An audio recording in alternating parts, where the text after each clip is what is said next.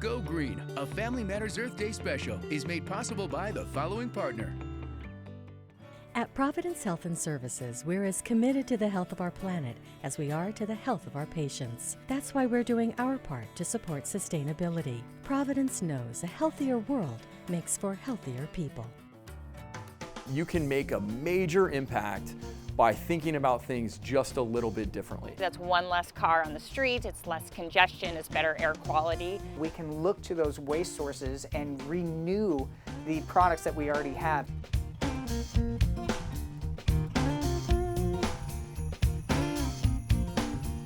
Go Green, a Family Matters Earth Day special.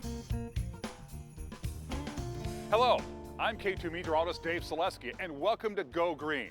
Here in the Pacific Northwest, the movement to reduce, reuse, and recycle is stronger than ever. In the next half hour, we'll meet some people who are looking at new and innovative ways to reduce the burden on our planet. Let's kick it off by heading to the garbage dump. We're here at the Waste Transfer Station in Portland, Oregon, where mountains of garbage go to the landfill every day. A lot of people send styrofoam to the landfill, but it doesn't need to go there. We found a place that's taking it in and turning it into a circle of recycling. Plastics in the landfill are just sitting there. We view those as resources that we can be utilizing into making new products and to displace the need from using products from fossil fuels. Agilix is a technology leader in converting waste plastics into either a specific chemical to go into the manufacturing process or into a synthetic crude oil that can be used at all refiners around the world. These boxes fill up probably about 3 to 4 times a day, and what the public is able to do is drop off the foam materials that they have, as well as all of the XPS material, and we also allow any rigid material to come into this bin. One of the best ways to know if we can accept it or not is to ask us, or to look for the recycling resin number. So if you see the number 6 or PS, that's going to be an item that we can accept in this bin. And this bin, as I was saying, is no cost. They're free to do this 24 hours a day.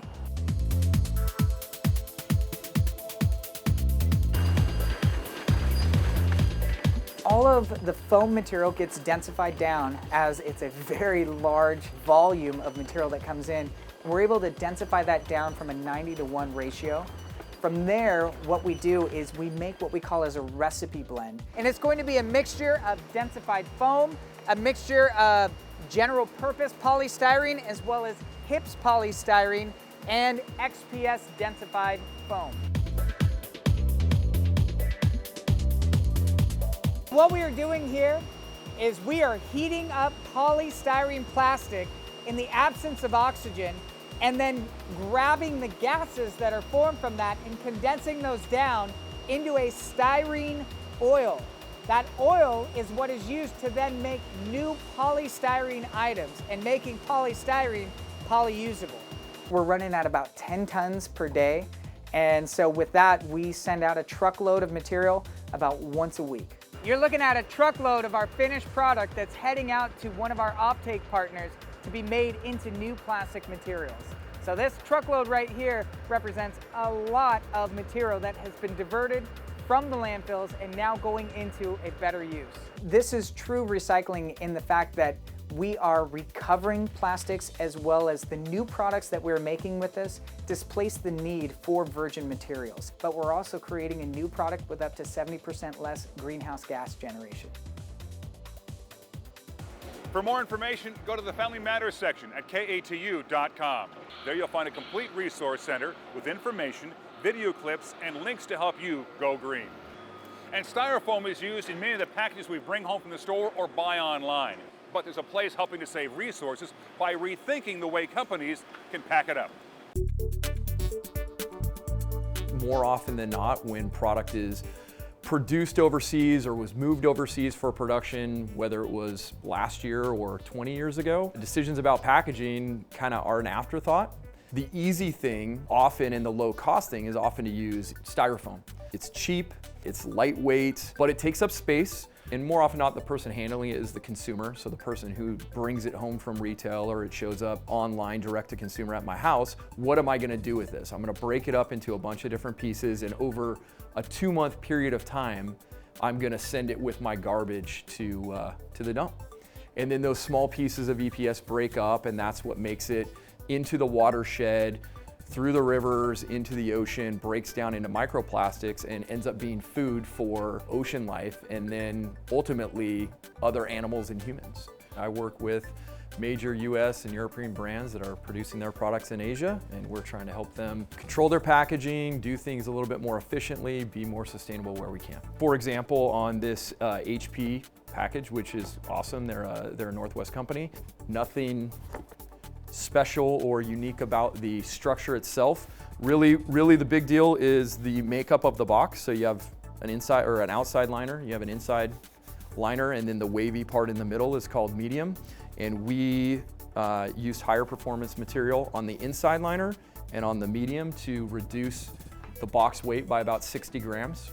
And we were able to extract enough weight that we're driving 2,500 tons of fiber out of their supply chain. We're saving around 5,000 tons of CO2 from product that is shipped via air, and really remained cost neutral on the packaging. In other instances, on projects like we're doing for Traeger, a major grill company, then it's actually the components and the physical structure and the types of materials we're using. We looked and we said, hey, we don't like EPS foam, and we don't like plastic wrap where it doesn't need to be. This is what we're transitioning to. We're eliminating EPS. It's an environmental sustainability win. There are testing standards that are set, so you can test to a specific standard. We try and replicate that here as a measurement of the performance of the packaging. This is something where you can make a major impact by thinking about things just a little bit differently. You can make simple decisions about how you package and ship your product, and that has an echo effect throughout the system that is really huge. For more information, just head to the Family Matters section at KATU.com. Every day at the grocery store, shoppers go through hundreds of bags, some paper, some plastic. Bringing your own bag to the store is a great way to stop the stream of waste. Here's a do-it-yourself project for you and your family on making your own bags from t-shirts in your closet. Hi, I am Carissa from CreativeGreenLiving.com, and today I am going to teach you how to make a market bag out of old t-shirts. This is a great way to use old clothes that you don't wear anymore and don't want to send to the landfill or the thrift store. It's also a great way if you worked on a tie-dye project with your kids and you didn't quite like how it turned out, so you don't want to wear it, but you could turn it into a cool bag. So to get started is you need at least one old t-shirt, and ideally you want one that has the hem at the bottom intact. That'll make this easier. And then the next thing you need is you need either a sharp pair of scissors that you can use to cut fabric or a rotary cutter. You need some kind of mat to work on to protect your work surface. You need a straight edge like a fabric cutting ruler, a large safety pin, and you could also use a needle and thread, but that part's optional, so don't let that scare you away from this project. So to get started, first you get your shirt, and you need to fold it in half along the center line, but you fold it towards the back. And we're gonna cut it now, so you wanna make sure you take a minute to line it up so that the sleeves all match and the side seams all match with each other. The next thing we need is the straight edge, and that's gonna help us cut a really nice line. If you don't have one of those, that's okay, you can just use scissors and do your best, but I really like how it looks with a clean finish this way. Once you're done cutting it, just move the sleeves out of the way, and then we're gonna rotate our straight edge so that we can cut the other side of the handle. Make sure that there's plenty of space along the top shoulder so that your handles are nice and sturdy. So the next thing we need to do is cinch the bottom of our bag closed. So we'll get a piece of yarn, and then we use a large safety pin. This is gonna help us guide it through the seam at the bottom of the shirt. Once we have the seam, we need to cut away to get into it, so just use your scissors to snip a little opening. Then we're gonna use the large safety pin, we're gonna insert it in that opening, and then slide it through. Then you just keep scrunching it down on the pin because you can feel it with your fingers, and then pull it so the yarn comes through. And just keep doing that all the way through the full length of the hem of your shirt. Once you get it good and tight, you've squished all this fabric together as close as you can, you're gonna tie a really good knot. And then just use your scissors to trim the ends of your yarn close, and then you can tuck them inside so you don't have to see them. All right, so once you've got your tails tucked in, you'll notice there is a hole at the bottom of the bag because that fabric's all scrunched up together. If you're shopping for large groceries, this is not a problem, but if you think you're gonna put small things in your bag, there's a way you can patch up this hole with one of your sleeve scraps. So just pull this over here and then use your scissors to cut a circle that's a little bit bigger than the size of the hole. It doesn't have to be exact or pretty. It's gonna be in the inside of the bag so you won't even see it. We're gonna go into the inside of the bag. We're just gonna hold our scrap piece of fabric over the hole here and then use a needle and thread to just stitch it into place. Now you have a bag that is perfect to go to the farmer's market or the grocery store. These are gonna be machine washable, which keeps them from growing mold or bacteria. We've used about 95% of this t-shirt. And so if this is a shirt you weren't gonna wear anymore, now we've kept it out of the landfill and out of the waste stream. We can give it new life for years to come. This is just another way that we can reduce the amount of waste going into the landfill. For more information about Carissa and Creative Green Living, go to the Family Matters section at KATU.com. Mark, thank you. You can see him stacking up shipping containers that once brought products into the Northwest. Well, instead of letting them go unused, we found a company that's turning them into their own unique resource. So there's 5 million containers that come to the United States every year or more. Things are shipped in on them, and then if we don't produce more than we buy, they're not shipped out on because they're cheaper to build a new one than to send an old one home empty. So they just sort of stack up. So that's kind of a new raw material to make use of. For me, the idea of sustainability and recycling, upcycling became a bit of a passion. And as I started thinking about something like this, I decided if somebody just really got into that and made a production facility focusing on these, you could get to scale and you can make them affordable.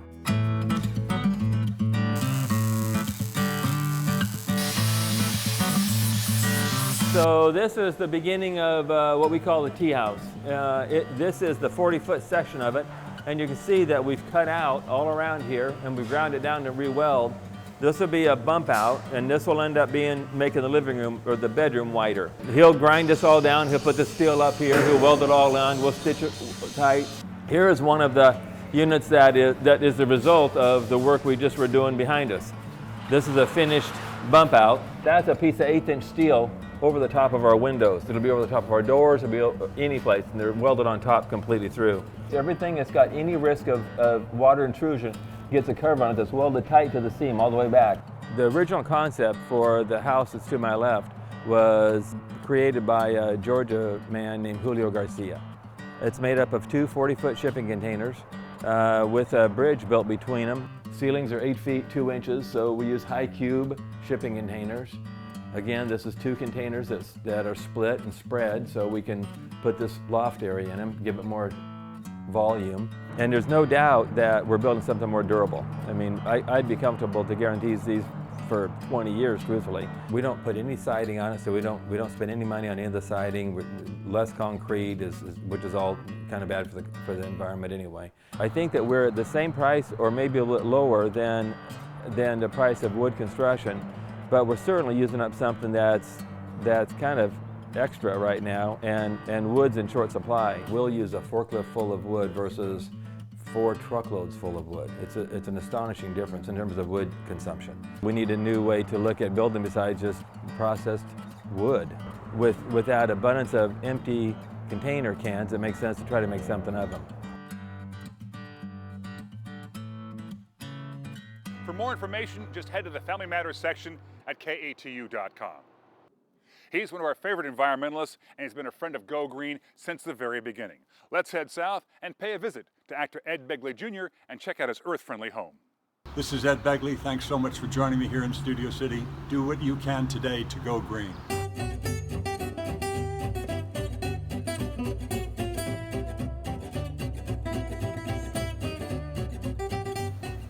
Lighting is one of the key components. All the lights are LED, and we have great neutron controls here for the lighting. This is raising it up to full brightness there and there, 2 different stations.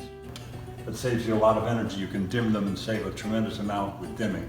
We have an incredibly thick wall here of 12 inches, and it's all steel, so steel could conduct heat or cooling if you're not careful. So there's a 2-inch gap where there's no steel in the middle of the wall, and that gives you a thermal gap, and you have good insulation and 12 inches of thickness, 7 layers from inside to outside, so it's very easy to heat and cool this house. Check out the floor down below here. You have this beautiful reclaimed oak. It's reclaimed from old barns and buildings, and it's planed to a wonderfully flat surface, and it's very attractive, and you're not cutting down any trees to have a beautiful floor like this. You're getting this wonderful rain in Los Angeles, and it's often wasted, goes into the LA River and out to the sea. We don't waste any of the water. It percolates through all these permeable surfaces down to the water table, and we have a drainage system up on the roof and other area drains that all leads to a tank that's below this gravel right here. There's a 10,000 gallon rainwater tank under there that saves all the water that we get. So we're not wasting any of the water. We use it for irrigation. We also have a gray water system that irrigates some trees that we have that goes right out to a little mini orchard that we have. All that water from the laundry room and the bathroom that's called gray water goes out to mulch pits and straight to the trees. Growing a lot of fruits and vegetables here on site. We've got a lovely little garden here with a lot of lettuce and some other more recent plantings here that are starting to come up with spinach and lettuce and carrots and onions. We have very efficient lighting, we have very efficient heating and air units, we have an electric car that we're charging that's very efficient, but where does all that electricity comes from? We have 9 kilowatts of solar electric, photovoltaic on the roof. We have 2 big 4x10 solar panels that give us our hot water, and all of that is a very good way to harvest energy right here on the property.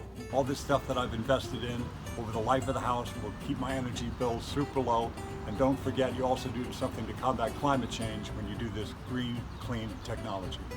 Bye-bye. Thanks for joining us in my LEED Platinum home. For more information about Ed, just head to the Family Matters section at KATU.com. This is the Metro Hazardous Waste Facility. It takes in unused chemicals and toxic cleaners. Did you know some of the personal care items we use could be bad for you and the environment? Our friends at Metro have some advice on how to reduce your contact with chemicals. One of the ways that you can reduce the chemicals that you're exposed to in and around the home is to look at your daily personal care routine. There are quite a few chemicals that we use in the everyday products. A great way to reduce the number of chemicals that you're exposed to is just by reducing the number of products that you're using. One of the other ways that you can have more control and know what you're putting on your body is to try making some of your own recipes. Today we're making a simple and easy body wash, and the base of our body wash is just some gentle and mild Castile soap. We're going to take about a ½ cup of Castile soap, and we're going to add in 2 tablespoons of almond oil because it's nice and moisturizing to add to that Castile soap. Now you're going to finish that off with some essential oil to add a nice smell. There are lots of essential oils to choose from. Some of the great ones are rosemary, lavender, lemongrass, peppermint, grapefruit, and eucalyptus. I'm going to use tea tree oil today. Tea tree oil is a great essential oil to add because it has a really nice smell and it has natural antibacterial properties. We'll add about 10 drops to our mix here. We're just going to mix that up. So you've got a nice, simple, and refreshing body wash. When you are at the store buying products, one of the simple ways that you can tell if something is a little bit more problematic than others is to look at the ingredient list. Generally, longer ingredient lists signify that there could be more potentially harmful chemicals in them. There are also some great apps to help you choose better products. One is called Think Dirty, and another is called Healthy Living. Those apps allow you to take a product and scan the code there, and will give you a rating of basically how toxic that product is, and allow you to find healthier alternatives.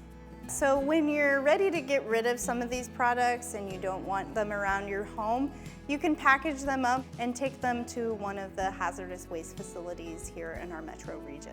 And if you have questions about toxic chemicals in your home or your yard, or questions about recycling, just ask Metro. For more information, just head to the Family Matters section at KATU.com. There you'll find a complete resource center with information, video clips, and links to help you go green. Whether it's running errands or going to work, commuting by bike is a great way to get more cars off the road. Our friends at Providence Health and Services show us how they're making commuting by bike an easier and healthier ride. What's great about biking to work is you're building exercise into your day. And I see people all day long that say, I can't find time to exercise. It's not, I don't have a good spot. I don't have a gym I can go to. I don't have a workout room at home. So if you bike to work, you've incorporated your exercise to getting to work. So it's a very efficient way to build it in. So my directive when I started was very clear, helping us as employees get out of our cars. So what cages do we have available for our caregivers, what kind of shower facilities, ways that we can encourage them to bike into work. So here's a fix-it station for bikes. It's available to anybody who is happened to be in the neighborhood. They put their bike up here, which is great for safety. There's an air pump that's here and all the tools that they need. So this is one of our secured bike cages on campus. So we have racks here for our employees to lock their bikes up. We also then have another fix-it station. Then we have lockers employees can access. They all have an individual key, so their belongings would be secure. I am a permanent bike commuter. I bike at least twice a week. It was difficult for me to incorporate activity into my day with my family and my job, and it was just an easy way to get active. I could kind of get ready for my day on my way in, process my day on my way back. It was just a great way to get some activity and get some exercise. I've been commuting by bike for about 10 years, I would say. The main thing is I just really enjoy it. It's fun.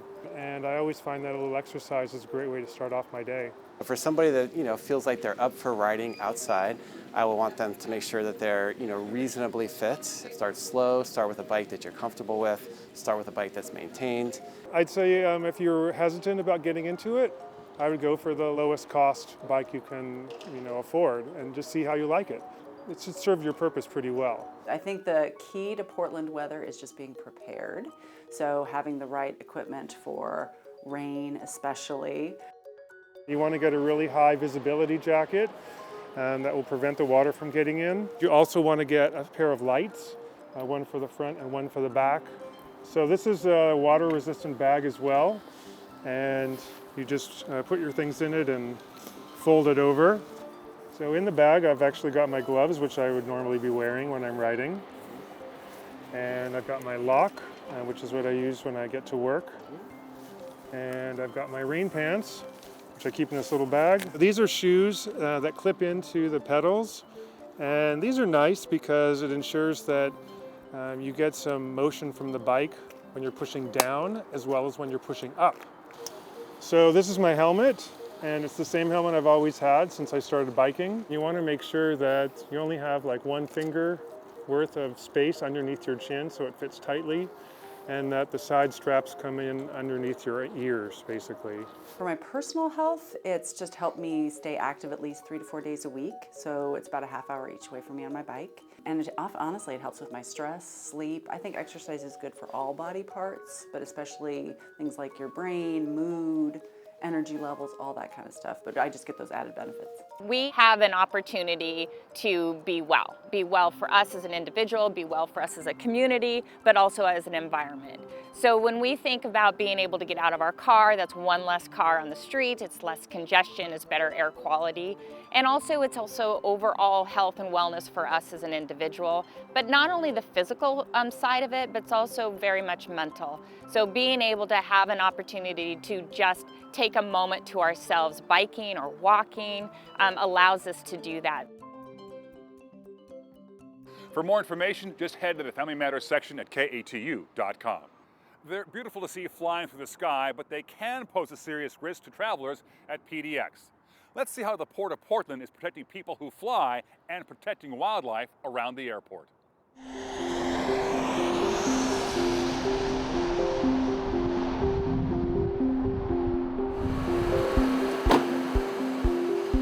So PDX has several challenges when it comes to wildlife hazard management. So being located on the Pacific Flyway for migratory birds, the confluence of two major river systems, and the largest green space in the whole metropolitan area makes PDX a very attractive feature to birds. So we see a lot of stopover, a lot of use on the airport. So we actually have full-time staff that's here every day of the year to respond to that level of risk and reduce it and minimize it as much as possible. We're really concerned about large flocking birds such as geese and other predatory birds such as red-tailed hawks. We have quite an abundance of red-tailed hawks that come through this area on the fall and spring migration season, and geese that actually utilize properties adjacent to the airport as well. We actually are really active in the community utilizing the best available science to reduce our overall impacts to birds. One of the main strategies is compatible use planning, so making sure that we are actually having the right type of use on and around the properties and decreasing whatever is the attractant for birds of concern. We actually have landscape standards here that are very strategic species of plants and trees that don't provide any food source. We also have a standard for how many deciduous trees and evergreen trees you can plant, really making sure that we're not drawing in any particular birds that are high risk to aviation. So it's very strategic. There is a lot of science behind the plant material and the spacing requirements. So this is about 300,000 bird balls that are all floating on top of that water. This actually looks like pavement, like the road. So you'll have the ducks and everything fly right over this and have no idea. If you look at that staff gauge, there's close to 6 feet of water in there. Right behind me is actually pond netting. So it's bird netting that we actually use to discourage and exclude wildlife from actually getting to the water resource.